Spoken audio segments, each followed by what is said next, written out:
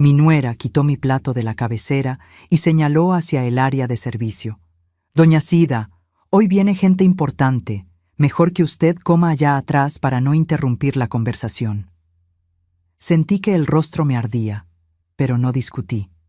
Tomé mi plato en silencio y caminé hacia mi habitación, no hacia la cocina.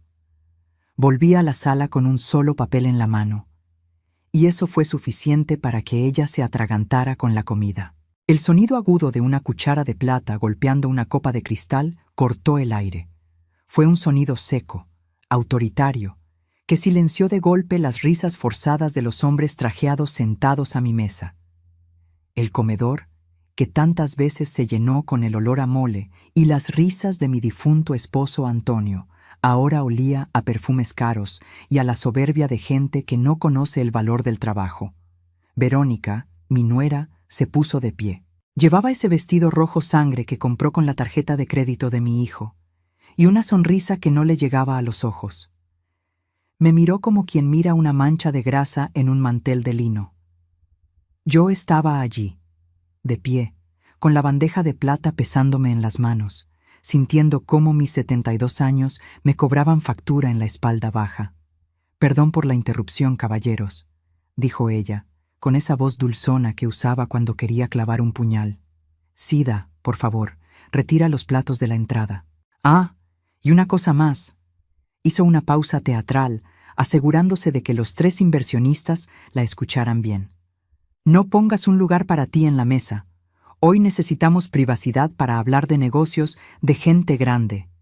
Prepara tu plato en la cocina, querida». Sentí como si me hubieran dado una bofetada con la mano abierta. Mi corazón dio un vuelco doloroso en el pecho. Mis ojos buscaron desesperadamente a Renato, mi hijo, mi sangre, el niño que yo cargué en mi rebozo mientras vendía tamales para pagarle la escuela. Pero Renato... Mi Renato bajó la mirada. Se acomodó el nudo de la corbata, fingiendo estar muy interesado en el diseño de su servilleta. No dijo nada, ni una palabra para defender a la madre que le dio la vida y el techo bajo el que dormía. Su silencio me dolió más que el veneno de su esposa. «Antes de contarte qué hice, necesito pedirte algo. Si alguna vez has sentido el frío de la ingratitud, si alguna vez te han hecho sentir pequeña en tu propio hogar, te pido que te suscribas al canal ahora mismo. No dejes que estas historias se pierdan.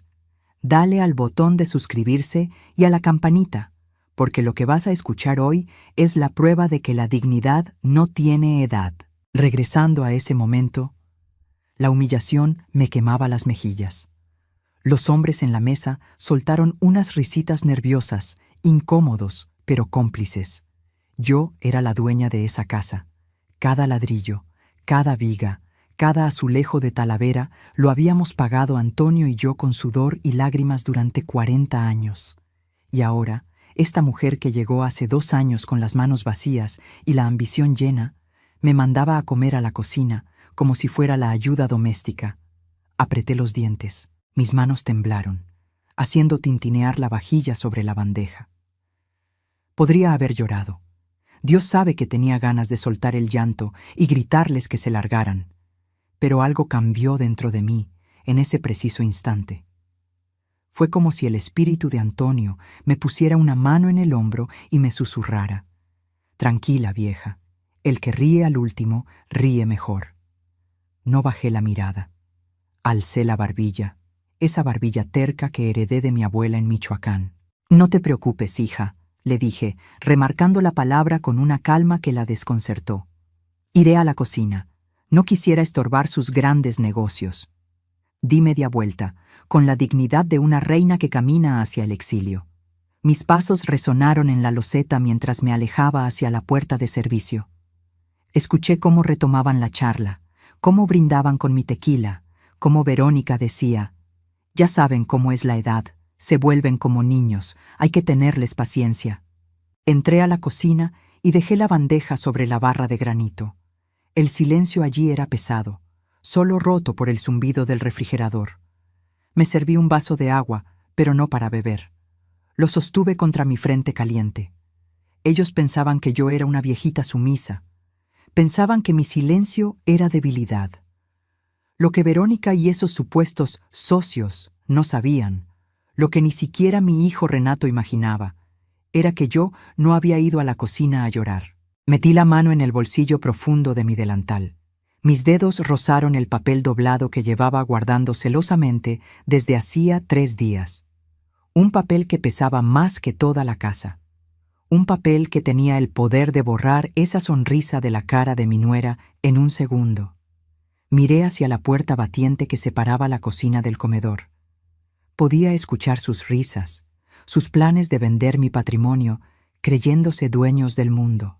Disfruten el postre, susurré para mí misma, alisando el documento sobre la mesa. Porque va a ser el último trago dulce que van a probar en esta casa. Esperé 5 minutos, 5 minutos eternos. Y entonces empujé la puerta para volver a entrar. No como la sirvienta, sino como la dueña. Mientras alisaba el papel con la palma de mi mano sobre la fría barra de la cocina, cerré los ojos un segundo. El olor a mole y a especias que flotaba en el aire se desvaneció, y de repente mi memoria me arrastró 40 años atrás, a un tiempo donde no había mármol, ni lámparas de cristal, ni inversionistas trajeados. Solo había tierra, cal y sueños. Todavía puedo sentir el ardor en mis manos jóvenes, no estas arrugadas y manchadas que tengo ahora. Recuerdo el día que Antonio, mi esposo, que en paz descanse, me trajo a este terreno. No era más que un monte lleno de hierba seca y piedras en las afueras de la ciudad. El sol de mediodía nos pegaba fuerte en la nuca, pero Antonio me miraba con esos ojos color café que brillaban más que cualquier moneda de oro. «Sida, vieja», me dijo, limpiándose el sudor de la frente con su pañuelo. «Aquí vamos a plantar nuestras raíces. No tendremos mucho dinero, pero te juro por la Virgen que a nuestro hijo no le va a faltar un techo digno. Aquí vamos a construir nuestro reino». Y vaya que lo cumplió. Pero no fue fácil, mija, no fue nada fácil. La gente ve esta casona hoy y piensa que siempre tuvimos dinero. No saben que cada ladrillo de estos muros tiene una gota de nuestro sudor. Los fines de semana no eran para descansar, eran para echar colado. Yo misma cargaba botes de mezcla, con la espalda molida, mientras Antonio pegaba bloque tras bloque hasta que se le oscurecía la vista. Comíamos tacos de frijoles sentados en el suelo de tierra, soñando con el día en que pudiéramos comprar un piso de loseta. Fue en medio de ese polvo y esfuerzo donde creció Renato, mi principito. Hicimos todo por él. Quizás ese fue nuestro error, darle todo para que no sufriera lo que nosotros sufrimos. Mientras yo me quedaba despierta hasta la madrugada cosiendo ajeno para pagar los materiales, Renato dormía tranquilo, protegido del frío. Queríamos que fuera un hombre de bien, un licenciado, alguien que no tuviera que romperse las manos como su padre. Pero la vida, que a veces da y a veces quita con la misma fuerza, me golpeó donde más duele. Hace 15 años, el corazón de mi Antonio se detuvo.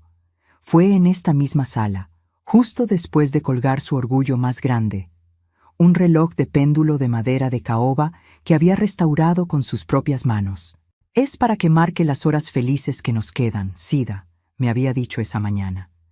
Esa noche se fue a dormir y ya no despertó. Me quedé sola en esta casa inmensa que de pronto se sentía fría y vacía. El reloj seguía marcando el tiempo. Tic-tac, tic-tac, un sonido que se convirtió en mi única compañía en las noches de insomnio. Cada vez que escuchaba ese péndulo, sentía que el corazón de Antonio seguía latiendo dentro de las paredes. Por eso, esta casa no es un activo financiero. No es un inmueble como dicen esos tipos allá afuera. Esta casa es el cuerpo de mi esposo, es la infancia de mi hijo, es mi vida entera convertida en cemento y varilla.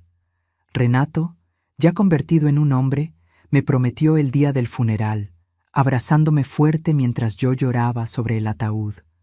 «Nunca te voy a dejar sola, mamá. Esta casa siempre será tuya y yo te voy a cuidar como papá hubiera querido». Yo le creí con la fe ciega que solo una madre tiene. Pensé que mi hijo, mi sangre, sería mi bastón en la vejez. Pensé que los valores que le enseñamos, el respeto por la familia y la honra, eran inquebrantables. Pero el tiempo pasa, y la memoria de algunos es frágil, especialmente cuando entra alguien nuevo a reescribir la historia. Yo estaba tranquila, viviendo mi duelo y mi vejez en paz, cuidando mis plantas y platicando con el retrato de Antonio. Hasta que un día, la puerta se abrió y entró ella. No traía ladrillos para construir, ni mezcla para fortalecer. Traía maletas de marca, una sonrisa ensayada y una mirada que escaneaba mis muebles no como recuerdos, sino como mercancía vieja que urgía desechar. En ese momento, el reloj de péndulo dio las 12 y un escalofrío me recorrió la espalda. No sabía que el verdadero infierno estaba a punto de cruzar el umbral de mi puerta, vestida de nuera perfecta. Dicen por ahí, mija, que el diablo nunca se aparece con cuernos, cola y oliendo a azufre. No, si el mal quiere entrar a tu casa, toca el timbre con un ramo de flores, una caja de pan dulce y la sonrisa más encantadora del mundo. Así entró Verónica a mi vida. Al principio, tengo que admitirlo, me ganó. Yo estaba vulnerable, con la casa demasiado grande y el silencio pesándome en los hombros. Cuando Renato me la presentó, ella parecía un ángel. «Suegra, ¿qué casa tan hermosa tiene?», me dijo aquella primera tarde, recorriendo la sala con la mirada. Pero no era una mirada de admiración, era una mirada de cálculo, como quien mide un terreno para ver cuánto provecho puede sacarle. Pero yo, tonta y deseosa de ver a mi hijo feliz, ignoré esa punzada en el estómago. Se casaron rápido, y más rápido aún fue la mudanza. «Mamá, Verónica dice que no tiene sentido pagar renta si tú estás sola aquí. Además, ella quiere cuidarte», me dijo Renato con los ojos iluminados. «Cuidarme». Esa palabra fue el caballo de Troya. Las primeras semanas fueron una luna de miel fingida. Ella se levantaba temprano, hacía café, me preguntaba por mis novelas. Pero poco a poco, como la humedad que se filtra en las paredes sin que te des cuenta hasta que la mancha es negra, ella empezó a borrarme. Comenzó con cosas pequeñas, casi imperceptibles. Un martes regresé del mercado y encontré que las cortinas de la sala, esas de terciopelo verde que Antonio me había regalado en nuestro 25 aniversario, ya no estaban. En su lugar había unas persianas grises, frías, de esas que parecen de oficina de dentista. «¡Ay, doña Sida!», exclamó ella cuando vio mi cara de espanto. Esas cortinas viejas atrapaban mucho polvo y le hacían daño a Renato con su alergia. Estas son más modernas. ¿No le parece que la casa respira mejor? ¿Qué podía decir yo? Si era por la salud de mi hijo. Me tragué el coraje. Pero cuando fui al cuarto de Tríquez a buscarlas, las encontré en una bolsa de basura, listas para el camión. Las rescaté llorando en silencio, abrazando la tela como si fuera la piel de mi esposo, y las escondí en mi armario. Luego fue la cocina, mi territorio sagrado. Yo llevaba 40 años usando mis cazuelas de barro, curadas con manteca y ajo. Un día, desaparecieron. En su lugar, había sartenes brillantes de teflón donde la comida no sabe a nada. «Suegra, el barro es antihigiénico», me dijo con esa vocecita condescendiente, como si le hablara a una niña chiquita. «Además, ya contraté a una muchacha para que venga 3 veces por semana. Usted ya no tiene que cocinar. Siéntese, descanse. Ya trabajó mucho. Suena bonito, ¿verdad? Que te digan que descanses». Pero no lo era. Me estaba quitando mi propósito. Me estaba quitando el olor a cebolla y cilantro de mis manos, que era la forma en que yo le decía «te quiero» a mi familia. De repente, ya no era necesaria para nada. Si quería hacer un arroz, ella estaba ahí. «No, suegra, deja eso, vas a ensuciar». Si quería regar mis plantas, «No, Sida, vas a mojar el piso nuevo». Empecé a sentirme como una visita incómoda en mi propia casa. Caminaba de puntitas para no molestar. Pedía permiso para encender la televisión en la sala. Pero lo peor no fueron los objetos. Lo peor fue cómo ella empezó a meterse en la cabeza de Renato. Eran susurros por la noche, conversaciones que se callaban cuando yo entraba al cuarto. «Tu mamá está perdiendo facultades, amor», le escuché decir una vez desde el pasillo. El otro día dejó la estufa prendida. Mentira, yo jamás dejé la estufa prendida. Pero Renato empezó a mirarme con preocupación, con duda. Ella estaba sembrando la semilla de que yo ya no servía, de que era una carga peligrosa. Verónica no gritaba, no peleaba. Su violencia era silenciosa. Era la violencia de cambiarme el canal de la tele sin preguntar, de tirar mis santos a la basura por accidente, de organizar cenas con sus amigos y olvidar avisarme para que yo saliera en bata y quedara en ridículo. Yo me mordía la lengua. «Es la esposa de mi hijo», me repetía. «Tengo que llevar la fiesta en paz». Qué equivocada estaba. La paz no se negocia con quien viene a hacerte la guerra. Y entonces llegó el día en que dejaron de invitarme a la mesa. Al principio fue sutil. «Mamá, hoy vienen unos amigos jóvenes, van a poner música alta, mejor cena en tu cuarto para estar tranquila». Yo acepté, sumisa.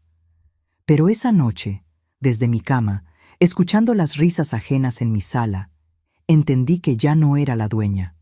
Me había convertido en un mueble viejo que estorbaba en la decoración minimalista de mi nuera. Pero, mija, yo todavía no sabía que ella tenía un plan maestro. Pensé que solo era vanidad, que era cosa de muchachas jóvenes que quieren todo nuevo.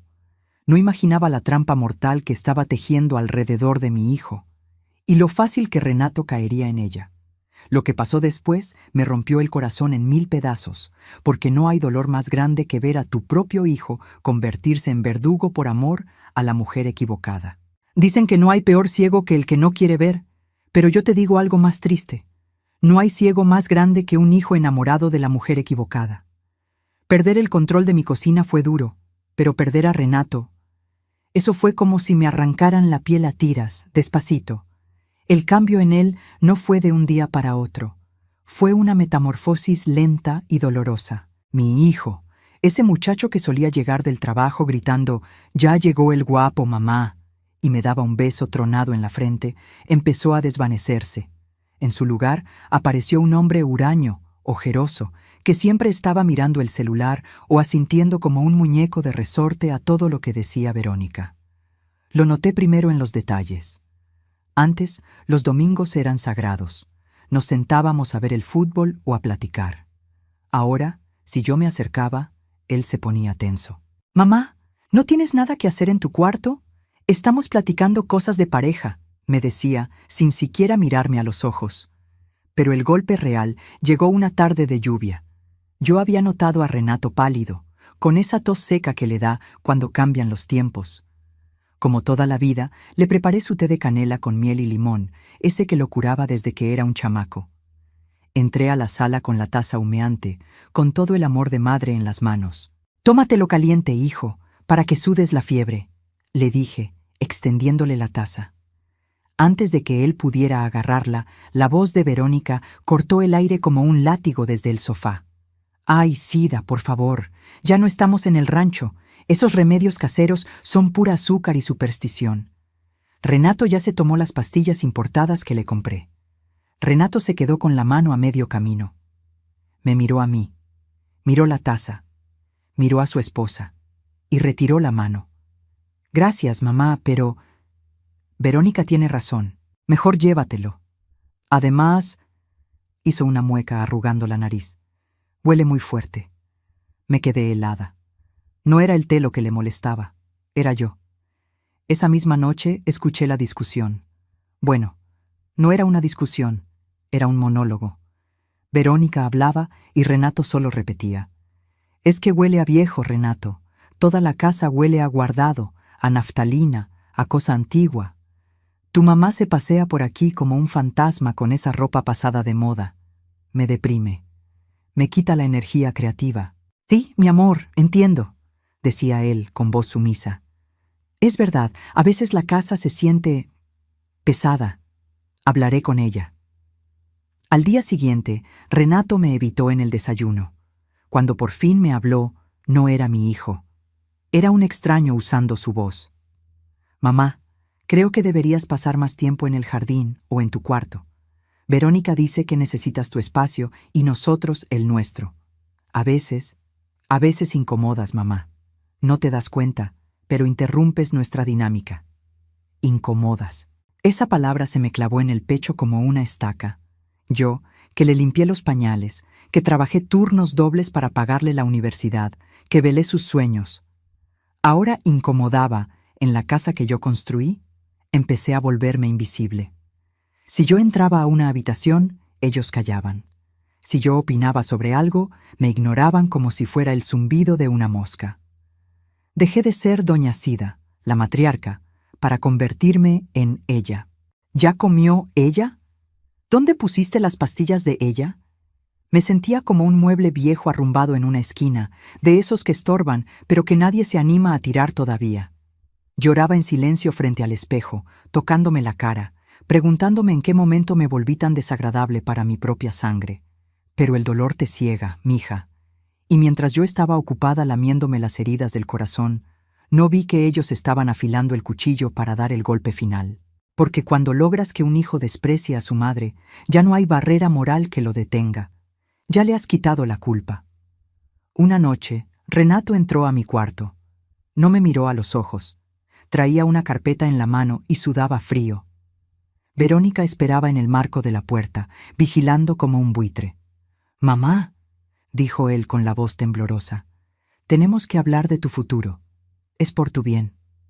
En ese momento supe que el desprecio era solo la anestesia. La operación para extirparme de mi propia vida estaba a punto de comenzar. Y yo, tonta de mí, todavía creía que mi hijo tenía salvación. Si algo me enseñó la vida, mija, es que cuando la gente mala de repente se vuelve buena, tienes que correr. O por lo menos ponerte los lentes y leer la letra chiquita. Sucedió un domingo por la tarde. Un domingo gris y lluvioso, de esos que te dan ganas de quedarte en la cama tapada hasta la nariz. Yo estaba en mi cuarto, rezando mi rosario, cuando tocaron a la puerta. No era el toque brusco de siempre. Eran 3 golpecitos suaves, casi cariñosos. Entró Verónica trayendo una bandeja con té de manzanilla y un plato con conchas de vainilla, mis favoritas. Detrás de ella venía Renato, con una carpeta de piel bajo el brazo y esa cara de perro regañado que se le había quedado pegada últimamente. «Suegra querida», dijo ella, dejando la bandeja en mi mesita de noche con una delicadeza que me puso los pelos de punta. «Le trajimos una merienda. Queremos platicar con usted, como familia». Me senté en la orilla de la cama. Mi corazón empezó a latir rápido, como un tambor de guerra avisando peligro. «¿Qué pasa?», pregunté mirando a mi hijo. Renato se aclaró la garganta. Evitaba mirarme a los ojos. «Mamá, Verónica y yo hemos estado pensando. Te vemos cansada. Ya no estás en edad de preocuparte por pagar la luz, el predial, ir al banco a hacer filas eternas. Tú mereces descansar. Mereces disfrutar tus últimos años sin cargas». «Exacto, doña Sida», interrumpió Verónica, sentándose a mi lado y tomándome la mano. Sus manos estaban frías, siempre estaban frías. «Queremos quitarte ese peso de encima. Nosotros nos encargaremos de toda la administración de la casa y de tus cuentas. Solo tienes que firmar un papelito, un simple trámite administrativo para que Renato pueda representarte y tú no tengas que salir de casa». Abrió la carpeta. El papel se veía muy formal, lleno de sellos y palabras rimbombantes. «Es un poder de pleitos y cobranzas, mamá», dijo Renato, pasándome una pluma cara. «Solo firma aquí, donde está la crucecita. Casi lo hago, te juro que casi firmo». El deseo de ver a mi hijo aliviado, de sentir que me estaban cuidando, fue muy fuerte, pero entonces recordé a mi Antonio. «Sida, nunca firmes nada sin leer, aunque te lo pida el Papa». Me puse mis gafas de lectura, esas que tienen una patita rota y pegada con cinta. «A ver, déjame leer un poquito», dije. La sonrisa de Verónica vaciló por un milisegundo. «Ay, suegra, es puro lenguaje legal aburrido. No se canse la vista». Renato ya lo leyó. ¿No confía en su hijo? Esa frase, ¿no confía en su hijo?, es el arma perfecta para desarmar a una madre. Pero algo en la urgencia de su voz me hizo sospechar más. Me ajusté los lentes y empecé a leer. Las letras bailaban, pero una frase en el tercer párrafo me saltó a la vista como un alacrán. Se otorga poder amplio y cumplido para actos de dominio, incluyendo la facultad de vender, ceder, donar o gravar bienes inmuebles. Se me heló la sangre. Dejé de respirar. Actos de dominio. Vender. No era un permiso para pagar la luz. Era un permiso para venderme la casa sin que yo me enterara. Levanté la vista despacio. Miré a Renato. Él estaba sudando, rascándose el cuello nerviosamente. «Hijo», le dije con la voz rota, «aquí dice que puedes vender mi casa. ¿Para qué necesitas poder para vender mi casa si solo van a pagar la luz?» El silencio que siguió fue terrible. Se podía escuchar el caer de la lluvia afuera. Verónica se puso roja de coraje. Ya no pudo sostener la máscara de nuera dulce. «Es un formato estándar, Sida», saltó ella, agresiva. «Todos los poderes vienen así. ¡Qué barbaridad! ¡Qué desconfianza! Uno queriendo ayudarla para que no termine sus días haciendo filas como una tonta. Y así nos paga. Renato, dile algo». Renato se puso de pie, ofendido o fingiendo estarlo para tapar su vergüenza. «Mamá, me insultas. ¿Crees que te voy a robar? Soy tu hijo. Solo queremos facilitar las cosas por si te enfermas de la cabeza o algo. Es prevención». «Pues mientras tenga la cabeza buena, yo firmo mis papeles», dije, cerrando la carpeta y devolviéndosela. Me temblaban las manos, pero mi voz salió firme. «Me duele la cabeza. Llévense el té, por favor». Salieron del cuarto azotando la puerta. Escuché a Verónica gritar en el pasillo. «¡Vieja terca! Te dije que no iba a caer tan fácil». Esa noche no dormí. Puse una silla trabando la perilla de mi puerta. Me di cuenta de que ya no estaba segura en mi propia casa. Ya no eran mi familia. Eran depredadores dando vueltas alrededor de una presa herida. Habían intentado quitarme todo por las buenas, con mentiras. Ahora sabía que el siguiente intento no sería tan amable. Lo que no sabía era que el ataque ya estaba planeado, y sería mucho más cruel que un simple papel. Me iban a quitar algo más importante que la casa. Me iban a quitar mi dignidad. Hay días que se te quedan grabados en la piel como una cicatriz de quemadura. Para mí, ese día fue un martes cualquiera, o eso creía yo. Regresé del mercado con mis bolsas de mandado, pesadas porque todavía me gustaba escoger la fruta yo misma, sintiendo que al menos en eso tenía control. Al entrar a la casa, sentí un aire extraño. No había silencio. Había ruido de muebles arrastrándose, golpes secos y voces desconocidas. Se me cayó la bolsa de las naranjas. Rodaron por el pasillo hasta topar con una caja de cartón. Mi caja de cartón. Ahí, apiladas en el pasillo como basura lista para el camión, estaban mis cosas. Mis fotos de la boda, mi Virgen de Guadalupe de cerámica, mis cobijas tejidas a mano, mi ropa, toda mi vida empaquetada de mala manera. Corrí hacia mi habitación, mi santuario, el cuarto que compartí con Antonio por 40 años. La puerta estaba abierta de par en par. 2 hombres desconocidos estaban sacando mi cama matrimonial, esa cabecera de madera tallada donde concebí a mi hijo. «¿Qué están haciendo?», grité, soltando el resto del mandado. Verónica apareció, con una taza de café en la mano y una cinta métrica en el cuello, tan tranquila como si estuviera regando las plantas. «Ah, llegaste temprano, Sida. Qué bueno. Estamos redecorando». «¿Redecorando?». Mi voz temblaba de rabia y miedo. «Están sacando mis cosas. Esta es mi recámara». «Era», corrigió ella sin mirarme, anotando algo en una libreta. «Mira, Sida, necesito este espacio. La luz aquí es perfecta para mi nuevo estudio de diseño. Tú ya no necesitas tanto espacio, solo duermes y rezas. Es un desperdicio de metros cuadrados». Busqué a Renato con la mirada. Estaba en la esquina, fingiendo revisar unos cables. «¡Renato!», le supliqué. «Dile algo. Es la cama de tu padre». Él se giró, rojo de vergüenza, pero con esa frialdad nueva que había aprendido de ella. Mamá, por favor, no hagas drama. Verónica necesita trabajar para mantenernos. Hemos acondicionado el cuarto de atrás para ti. Es más, acogedor. Estarás más tranquila, sin ruidos de la calle. El cuarto de atrás. Sentí que el piso se abría. Se referían al cuarto de servicio. Ese cuartito minúsculo junto a la lavandería y el patio de tender, donde guardábamos las escobas, los botes de pintura vieja y las decoraciones de Navidad. Un cuarto sin ventanas reales, solo un ventanuco alto que daba a un muro gris. «No me pueden hacer esto», susurré. «Ya está hecho», dijo Verónica, chasqueando los dedos a los cargadores para que siguieran. «Tus cosas ya están allá.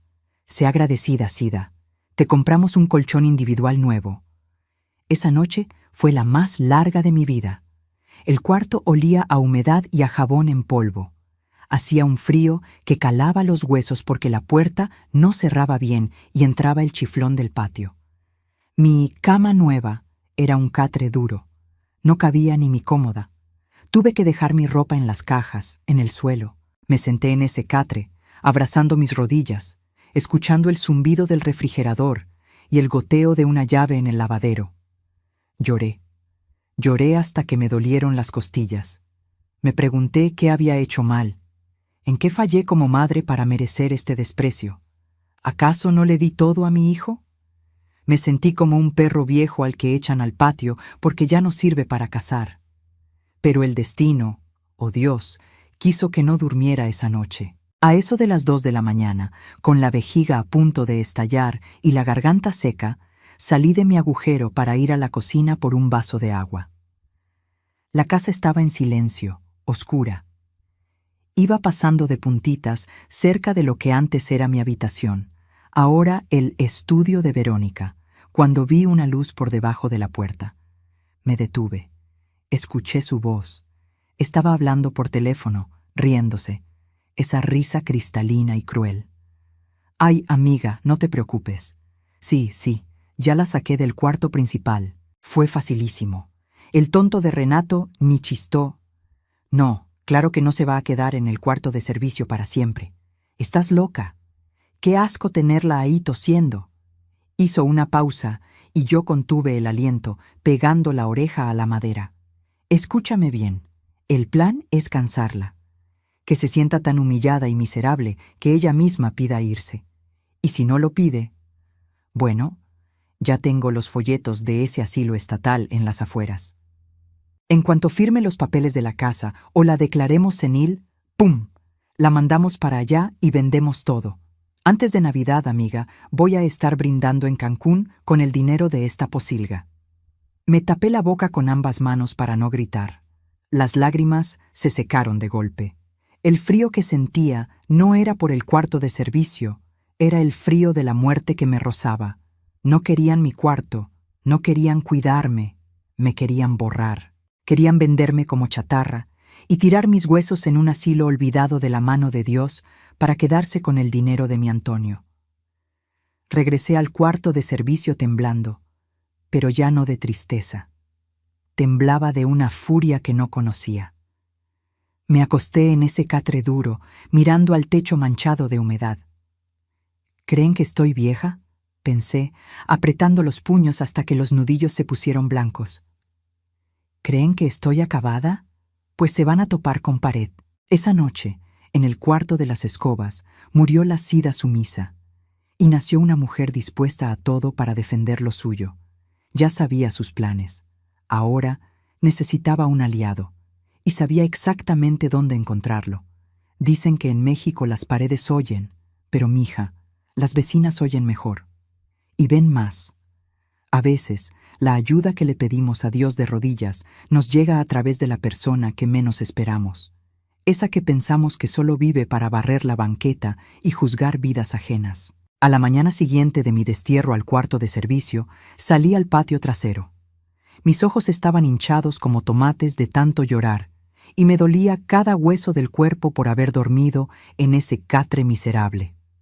Salí con la excusa de regar mis helechos y mis geranios, Lo único que Verónica no había tirado todavía porque daban buen aspecto rústico. El sol de la mañana me pegaba en la cara, pero yo sentía frío por dentro. Mientras desenredaba la manguera, escuché un tss desde la barda de al lado. Era doña Hortensia. Hortensia y yo habíamos sido vecinas por 30 años, pero nunca amigas íntimas. Ella era de esas mujeres bravas que se pintan los labios de rojo intenso para ir al mercado y que se saben la vida y obra de toda la colonia. «Sida», susurró fuerte, asomando la cabeza por encima de la bugambilia. «Deja esa manguera y ven acá, mujer». Me sequé las lágrimas rápido con el dorso de la mano. No quería que nadie me viera así, derrotada. «Buenos días, Hortensia. Ahorita no tengo tiempo para chismes», empecé a decir, tratando de mantener la compostura. «Cállate y ven», me cortó ella con una urgencia que me hizo soltar la manguera. «No es chisme, Sida, es de vida o muerte, y límpiate la cara, que se te ve la tragedia a kilómetros». Me acerqué a la barda, intrigada por el miedo en sus ojos. Hortensia miró a ambos lados, como si fuéramos espías, y bajó la voz. «Ayer fui a limpiar a la notaría 45. Ya sabes que hago el aseo ahí los martes y jueves», me dijo, agarrándome la mano a través de la reja. Su mano era rasposa y cálida. ¿Y adivina a quién vi entrar como si fuera la dueña del lugar? El corazón me dio un vuelco. ¿A quién? A la piruja de tu nuera, a la Verónica. Sentí un escalofrío. ¿Y qué hacía ahí? Eso es lo peor, Sida. Yo estaba limpiando los vidrios de la oficina del licenciado Pérez, ese que tiene fama de torcido. Ella no me vio. Entró y puso unos papeles sobre el escritorio. Escuché clarito lo que dijo. «Necesito adelantar el trámite de la venta. La vieja ya no coordina, no puede venir a firmar, pero mi esposo tiene el poder. ¿Cuánto me cuesta que usted valide la firma sin que ella esté presente?» Me quedé petrificada. El mundo se detuvo. Los pájaros dejaron de cantar. ¿Qué dijo el licenciado?», pregunté con un hilo de voz. «El licenciado se puso nervioso», continuó Hortensia, apretándome la mano. «Le dijo que eso era muy arriesgado, que necesitaba al menos una huella digital tuya o un certificado médico de incapacidad mental». ¿Y ella? Hortensia hizo una mueca de asco. Ella se rió y dijo: «Del certificado médico me encargo yo. Tengo un amigo psiquiatra que me debe un favor.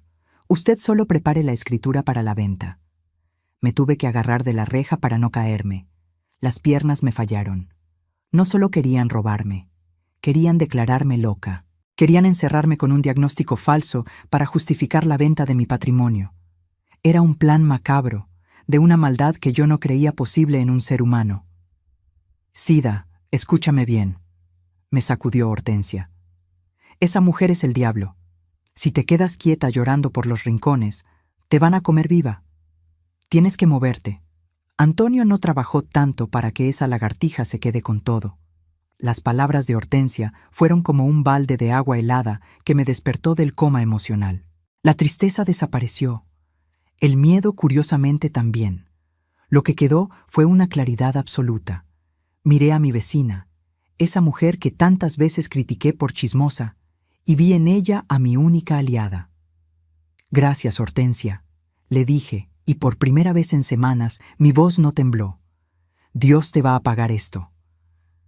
«Déjate de Dios ahorita, Sida. A Dios rogando y con el mazo dando», me guiñó un ojo.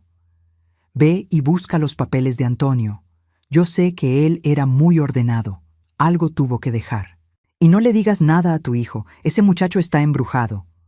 Regresé a mi cuarto de servicio. Pero ya no me sentí como una prisionera. Me sentí como una espía en territorio enemigo. Me lavé la cara en el lavadero. Me miré en el pedazo de espejo roto que había colgado en la pared. Mis ojos ya no eran los de una víctima. Eran los ojos de una madre que va a defender su nido con las garras. Sabía lo que tenía que hacer. Tenía que salir de la casa sin que se dieran cuenta. Tenía que ir a buscar al único hombre que conocía los secretos de Antonio mejor que yo, el doctor Méndez, su abogado de toda la vida. Pero tenía que ser astuta. Si Verónica sospechaba que yo sabía algo, aceleraría el trámite de mi locura. Así que decidí jugar su juego. Iba a ser la viejita sumisa, la que está perdiendo la memoria, la que no entiende nada, mientras afilaba el cuchillo por la espalda. Esa tarde, cuando Verónica me vio en la cocina, le sonreí. «Hija, ¿qué día es hoy? Creo que se me olvidó tomar mi pastilla», le dije, fingiendo confusión. Ella me miró con desprecio y satisfacción. «Es miércoles, Sida. Tómese sus cosas y váyase a dormir». «Duerme tú tranquila, Viborita», pensé mientras me alejaba arrastrando los pies a propósito, porque mañana voy a destapar la cloaca. Salir de mi propia casa se sintió como una fuga de prisión. Esperé a que Verónica estuviera distraída con su clase de yoga en línea en la sala, ocupando todo el espacio, como siempre, y a que Renato se fuera a trabajar. Me puse mi abrigo gris, agarré mi bolso viejo y salí por la puerta de servicio, con el corazón latiéndome en la garganta. Si ella me veía, seguro inventaba que me había escapado en un ataque de demencia y llamaba a la policía. Caminé 3 cuadras rápido, como si tuviera 20 años otra vez, hasta que encontré un taxi. «Al centro, joven. Al despacho del licenciado Méndez», le dije al chofer, aferrándome a mi bolso. El edificio del doctor Méndez era antiguo, de esos con elevadores de reja y olor a cera para pisos y tabaco viejo. Al entrar a su despacho, sentí que viajaba en el tiempo. Ahí estaba todo igual. Los libreros de madera oscura repletos de leyes, el escritorio de caoba maciza y detrás de él el doctor Méndez. Ya estaba muy mayor, con el pelo blanco como la nieve, pero sus ojos seguían teniendo ese brillo astuto de zorro viejo. «¡Sida! ¡Qué milagro!», se levantó con dificultad para abrazarme. «Antonio, que en paz descanse, estaría feliz de verte, aunque te veo preocupada, mujer. Siéntate, te traigo un café». No aguanté más. En cuanto me senté en esa silla de cuero, me solté a llorar. Le conté todo. Sin vergüenza, le conté del cuarto de servicio, del desprecio de Renato, de la crueldad de Verónica y de lo que Hortensia había escuchado en la notaría. «Me quieren declarar loca, Méndez», le dije, sorbiendo los mocos con un pañuelo. «Quieren vender la casa y tirarme en un asilo. Dicen que Antonio no dejó nada escrito, que todo es de Renato». El doctor Méndez dejó su taza de café sobre la mesa con un golpe seco. Su cara se endureció. No dijo nada. Se levantó, caminó hacia una caja fuerte antigua que tenía en la esquina, giró la combinación y sacó una carpeta azul, gruesa y polvorienta. «Sida, escúchame bien», me dijo, poniendo la carpeta frente a mí. Antonio era un hombre de campo, sencillo, sí, pero tonto no era. Él conocía a su hijo mejor que tú. «¿Cómo que mejor que yo?», pregunté, confundida. Antonio sabía que Renato tiene un corazón de pollo, que es débil, influenciable. Él siempre tuvo miedo de que alguna mujer vivales se le acercara por el dinero. Por eso, 6 meses antes de morir, vino aquí y redactamos esto. Abrió la carpeta. «Esto, Sida, es un usufructo vitalicio con cláusula de intransferibilidad». Me quedé mirándolo sin entender esas palabras tan grandes. «¿Qué significa eso, licenciado?». Méndez sonrió, y fue la sonrisa más hermosa que vi en años. «Significa, mi querida Sida, que aunque la escritura técnicamente esté a nombre de Renato como heredero, tú eres la dueña absoluta del uso y goce de la propiedad hasta el último segundo de tu vida. Y aquí viene lo mejor». Antonio puso un candado. «La casa no se puede vender, rentar ni hipotecar sin tu firma presencial ante este notario y con una evaluación psicológica realizada por mis peritos de confianza, no por los de ellos». Sentí que me quitaban una losa de 100 kilos de la espalda. «¿Entonces, no me pueden sacar?». «Ni con grúa», se rió Méndez. «Legalmente, tú tienes más poder sobre esa casa que Renato. Si intentan venderla falsificando tu firma o declarándote interdicta sin mi supervisión, van a la cárcel. Directito». Antonio blindó todo. Él te protegió desde la tumba, Sida. Mis lágrimas cambiaron. Ya no eran de dolor, eran de gratitud. Mi Antonio, mi viejo terco, aún después de muerto, seguía cuidando a su reina. «Y eso no es todo», dijo Méndez, sacando una libreta bancaria pequeña de la carpeta. Antonio sabía que Renato podía cerrarte el grifo del dinero, así que abrió esta cuenta de ahorros a tu nombre hace años. Fue depositando guardaditos de las cosechas y de ventas extras que no reportaba en la casa. Me pasó la libreta. Abrí los ojos como platos al ver la cifra. No era una fortuna para comprar una isla, pero era suficiente para vivir tranquila el resto de mis días sin pedirle un centavo a nadie. Es tu fondo de libertad, Sida. Solo tú tienes la firma. Salí de ese despacho siendo otra mujer. Entré como una viuda asustada y salí como una patrona. Llevaba la carpeta azul apretada contra mi pecho, sintiendo el calor del papel como si fuera un abrazo de Antonio. En el taxi de regreso, mi mente trabajaba a 1000 por hora.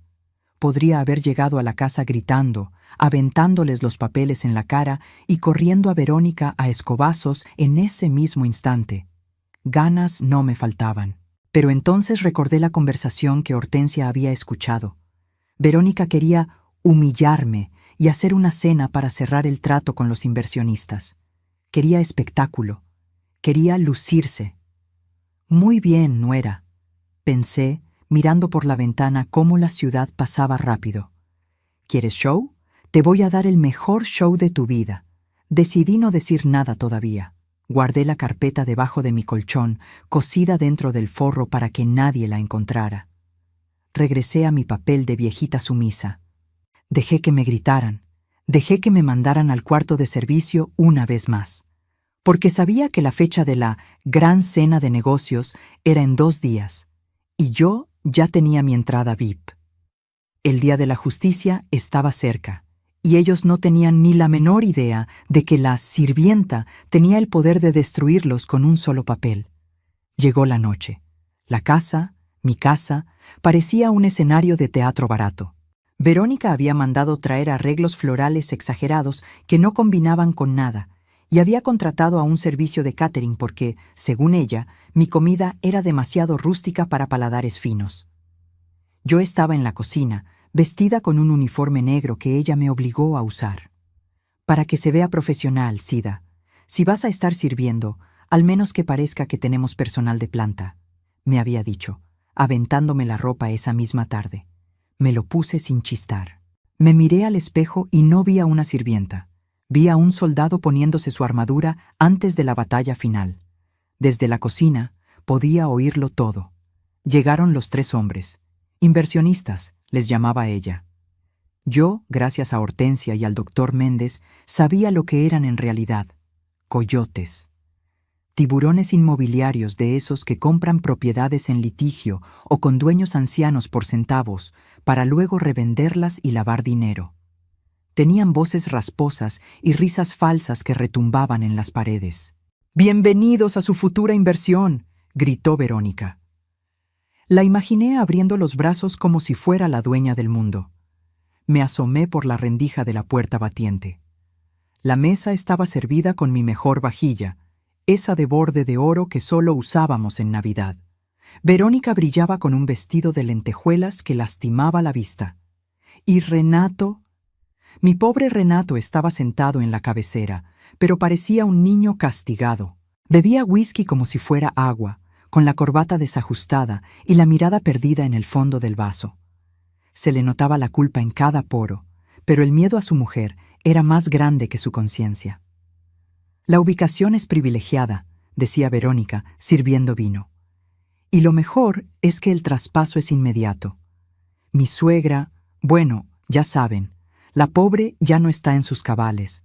Es un trámite de caridad, en realidad, para poder pagarle un lugar especializado donde la cuiden». Uno de los hombres, un tipo gordo con anillos de oro en cada dedo, se rió con la boca llena. «Entendemos, señora. Es una carga pesada. Pero no se preocupe, nosotros nos encargamos de limpiar la propiedad rápido.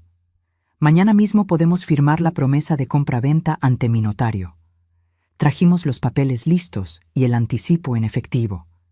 Mi corazón latía fuerte, pero no de miedo. Latía con la fuerza de la indignación.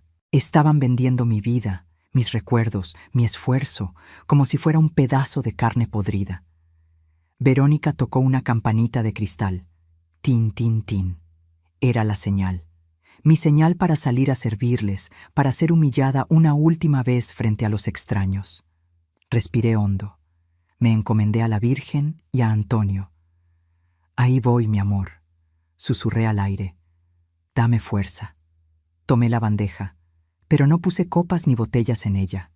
En su lugar, coloqué la carpeta azul del doctor Méndez. La acomodé bien centrada, como si fuera el platillo principal más exquisito del mundo. Empujé la puerta de la cocina. El ruido de las conversaciones cesó poco a poco al verme entrar. No entré con la cabeza baja.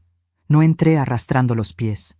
Entré caminando derecho, con la barbilla en alto, mirando fijamente a Verónica. «¡Ah, al fin!», exclamó ella, molesta por mi demora. «Sida, sírvele más vino al señor. Y luego retírate, por favor. Tu presencia distrae». Caminé hasta la cabecera de la mesa, donde estaba Renato. Él me miró con ojos vidriosos, llenos de terror.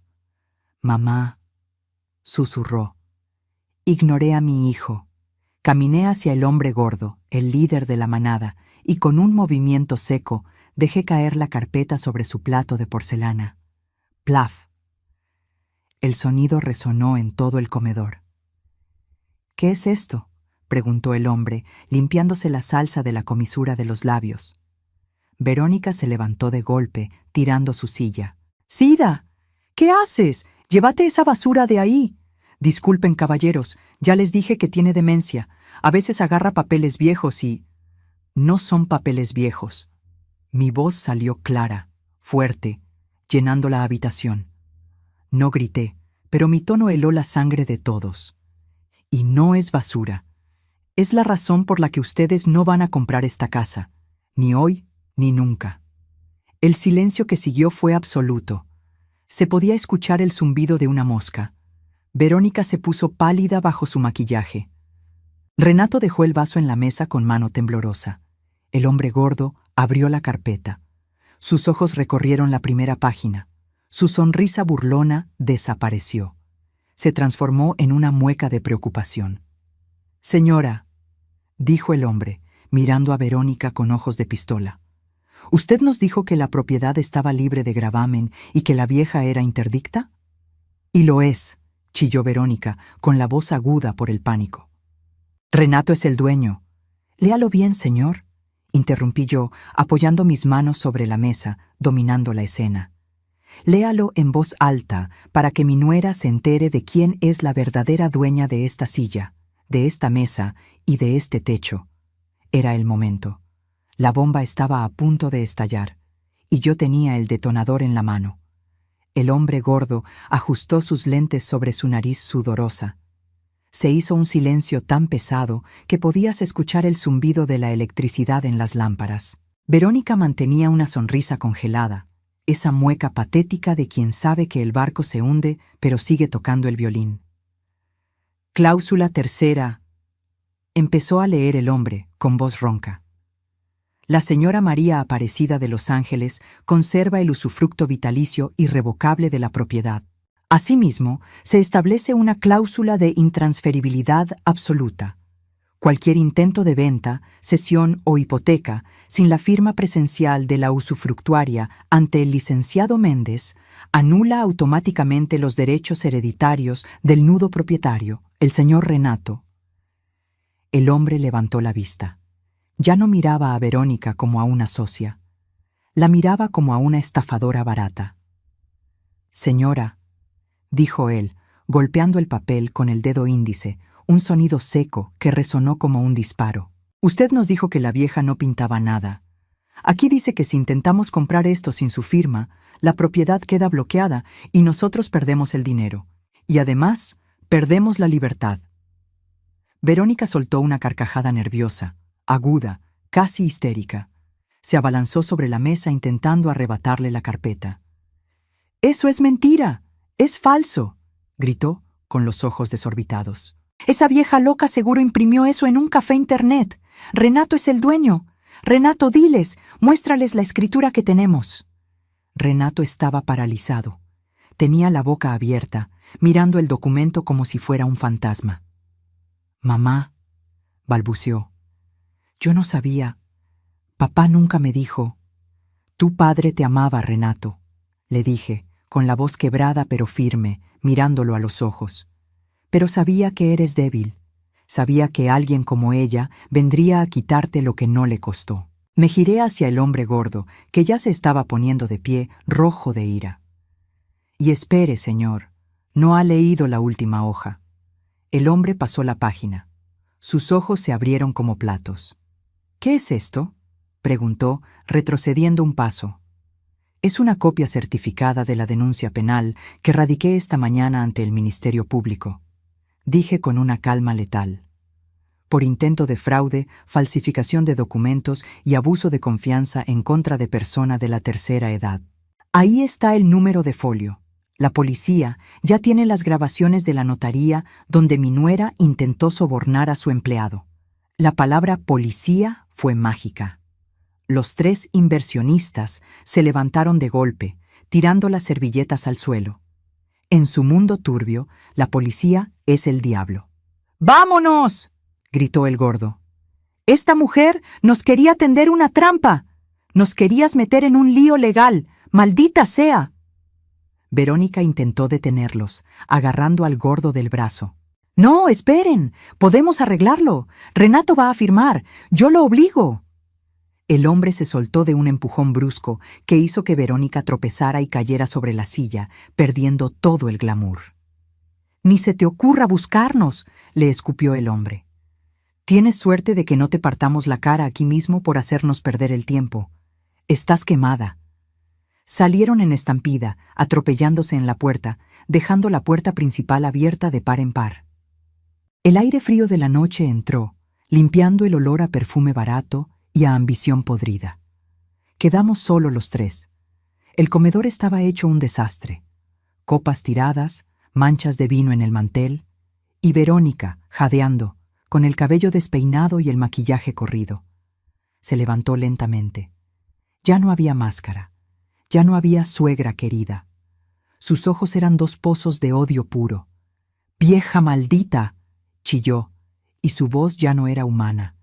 Era un graznido. «Arruinaste todo, todo. Teníamos el dinero en la mano. Íbamos a ser millonarios. ¿Por qué no te mueres de una vez? Solo estorbas». Ella avanzó hacia mí, con las manos convertidas en garras, dispuesta a agredirme. Yo no me moví. No retrocedí ni 1 milímetro. Apreté la carpeta contra mi pecho y levanté la barbilla. Estaba lista. Pero antes de que ella pudiera tocarme, una mano la detuvo en el aire. Una mano fuerte, que yo conocía bien. Era Renato, mi hijo, que había estado callado, borracho de culpa y whisky, se había puesto de pie. Le agarró la muñeca a su esposa con una fuerza que nunca le había visto. «No la toques», rugió Renato. El grito retumbó en las paredes de la casa. Fue un grito que llevaba años atorado en su garganta. Verónica se quedó helada, mirándolo con incredulidad. «¿Qué?», susurró ella. «¿La defiendes a ella? ¿A esta momia que nos quitó el futuro?» «No, Verónica», dijo Renato, y vi lágrimas correr por sus mejillas. «Ella no nos quitó el futuro. Ella acaba de salvarme de ir a la cárcel por tu culpa». El silencio volvió, pero esta vez era el silencio del final. La verdad estaba sobre la mesa, tan clara y brutal como el documento que yo había traído. El teatrito se había caído, y ahora tocaba pagar la cuenta. Renato soltó la muñeca de Verónica con un empujón, como si le quemara la piel. Ella se tambaleó hacia atrás, sobándose el brazo, mirándolo con una mezcla de sorpresa y asco. Por primera vez en 2 años, el perrito faldero había mordido la mano de su dueña. El comedor quedó en un silencio sepulcral. Yo seguía de pie, abrazando mi carpeta azul, sintiendo cómo me temblaban las piernas por la adrenalina. Sabía que este era el momento decisivo. No bastaba con haber espantado a los ladrones. Tenía que salvar a mi hijo de la verdadera ladrona, la que dormía en su cama. «¿Te atreves a tocarme?», siseó Verónica, con los ojos inyectados en sangre. «¿A mí? ¿Después de todo lo que he hecho por ti? Eres un poco hombre, Renato.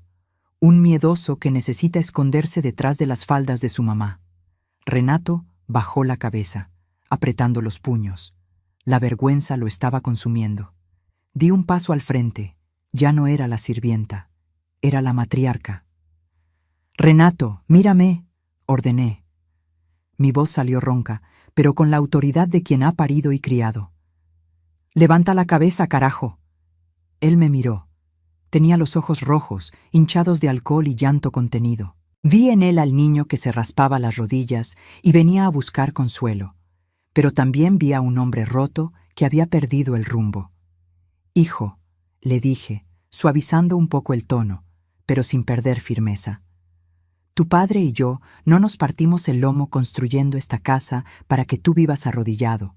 No te dimos educación para que te dejes manipular por una mujer que solo quiere tu firma, no tu corazón». Verónica soltó una risotada cruel. «Ay, por favor, deja el drama de telenovela, vieja ridícula. Renato me ama. Él sabe que lo que hacíamos era lo mejor para todos. Para no vivir en esta posilga vieja. Renato, vámonos al cuarto. Deja que ella se calme. Mañana arreglamos esto con el abogado». Renato miró a Verónica. Luego miró las paredes de la casa. Miró el lugar vacío donde solía estar el reloj de su padre. Y finalmente me miró a mí. Fue como si se le cayera la venda de los ojos. Por primera vez vio la maldad pura en el rostro de su esposa. Vio el desprecio. «Mamá tiene razón», dijo Renato con voz baja. «¿Qué dijiste?», preguntó Verónica, desafiante. «Dije que mi madre tiene razón», repitió él, y esta vez su voz sonó fuerte, resonando en el techo alto.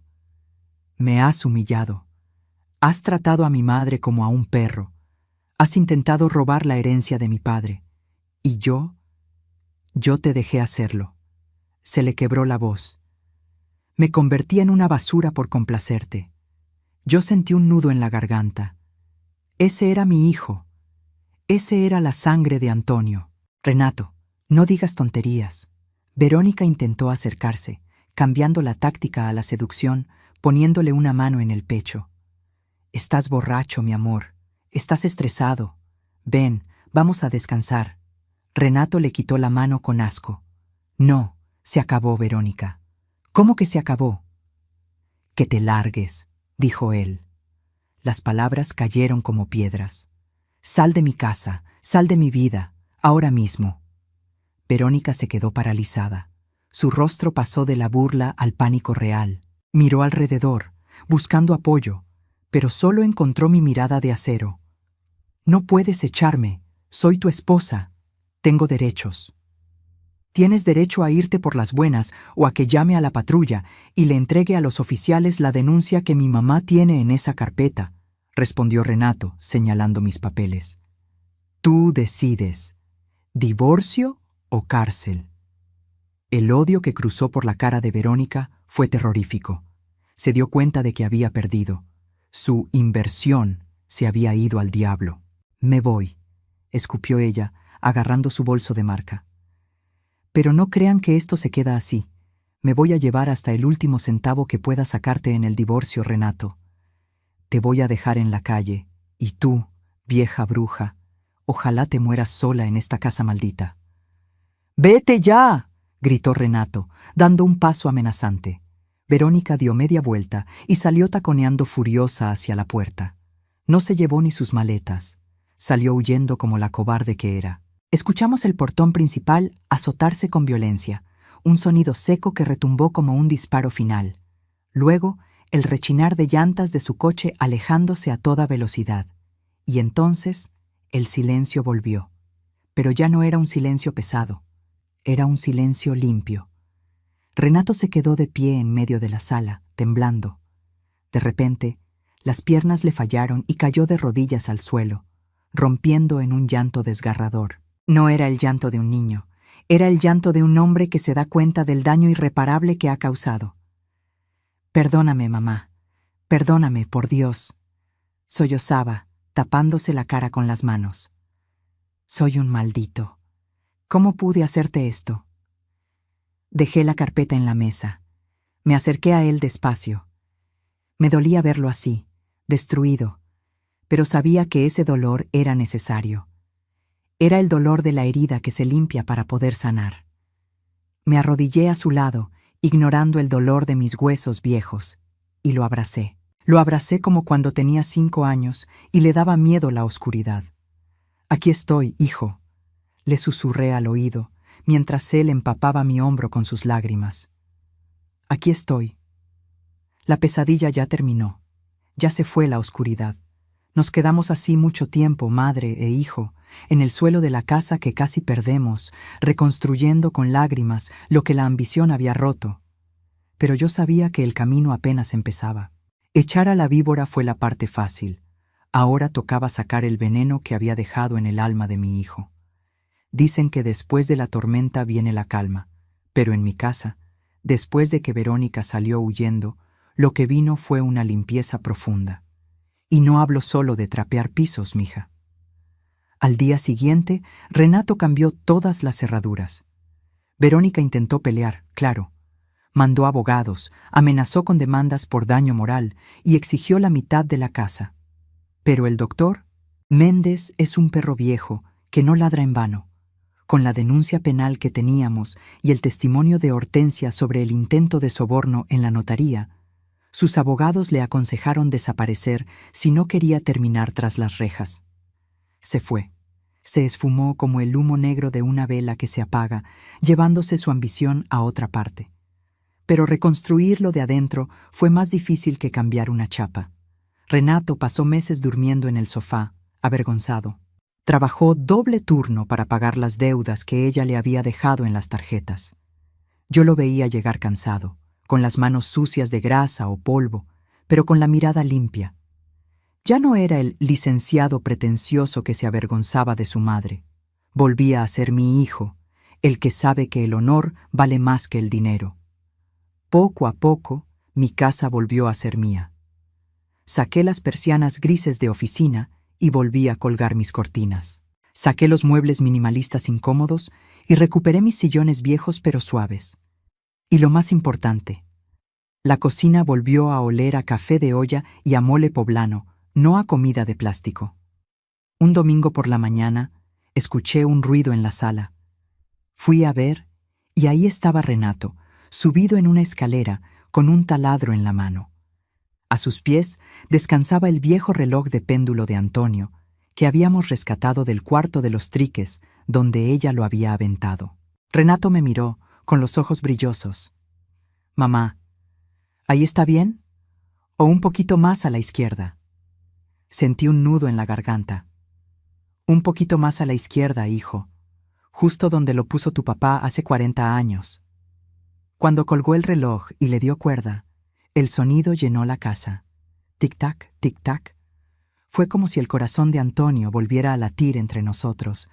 El alma de la casa había regresado. Esa tarde, a la hora de la comida, la escena fue muy distinta a aquella noche terrible con los inversionistas. Puse la mesa. Saqué el mantel bordado. Renato trajo la sopera humeante desde la cocina. Yo iba a sentarme en mi silla de siempre, a un lado, pero Renato me detuvo suavemente. «No, mamá», dijo él con voz firme, «ese no es tu lugar». Me tomó del brazo y me llevó a la cabecera, a la silla principal, el lugar donde se sentaba el patrón, el lugar de honor.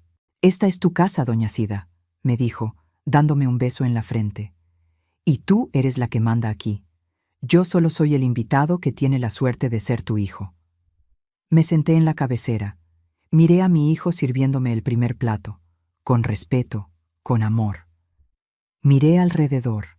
Mis plantas estaban verdes, mi virgen estaba en su nicho, y el reloj marcaba las horas de una nueva vida. Había recuperado mi casa, sí. Pero lo más importante es que había recuperado mi dignidad.